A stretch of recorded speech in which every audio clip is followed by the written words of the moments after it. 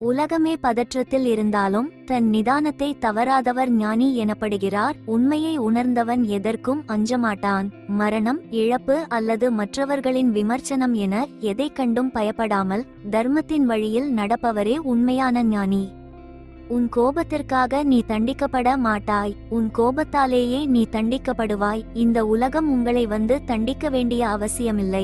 உங்கள் உள்ளத்தில் எழும் கோபம் உங்கள் அறிவையும் ஆரோக்கியத்தையும் மகிழ்ச்சியையும் சிதைப்பதன் மூலம் உங்களை நீங்களே தண்டித்துக் கொள்கிறீர்கள். அன்பினால் கோபத்தை வெல், நன்மையால் தீமையை வெல், ஈகையினால் கஞ்சத்தனத்தை வெல், உண்மையால் பொய்யை வெல். இதுவே மகிழ்ச்சியான மற்றும் நிம்மதியான வாழ்விற்கு வழி. 1000 பேரை போர்க்களத்தில் வெல்வதை விட ஒருவன் தன்னைத்தானே வெல்வதே மேலானது.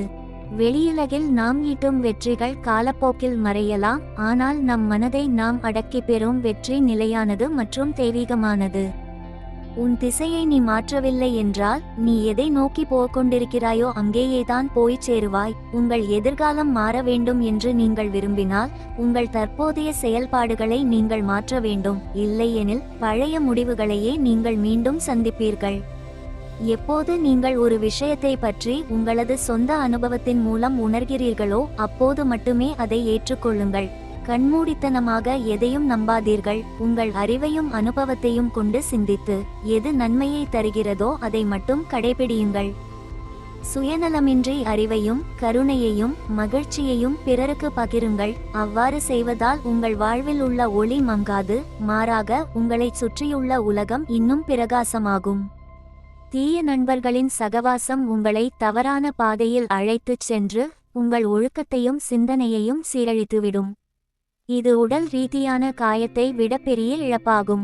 ஒரு காட்டு விலங்கை விட வஞ்சகமான மற்றும் தீய குணமுள்ள நண்பனுக்குத்தான் அதிகம் பயப்பட வேண்டும். உன் பலவீனங்களுக்கு மற்றவர்களிடம் மருந்து தேடாதே, உனக்குள்ளே இருக்கும் உன்னையே உனது வலிமையாக்கிக் கொள். உண்மையான அமைதியும் தைரியமும் உங்களுக்குள்ளேயே இருக்கிறது, அதை வெளியே தேடாதீர்கள். உங்கள் வாழ்க்கை எவ்வளவு எளிமையாக இருக்கிறதோ அவ்வளவு அதிக அமைதியுடன் நீங்கள் இருப்பீர்கள். நாம் அதிகப்படியான பொருட்கள், அந்தஸ்து அல்லது ஆடம்பரத்தின் மீது ஆசைப்படும்போது நம் மனம் எப்போதும் பரபரப்பாகவும் கவலையுடனும் இருக்கும்.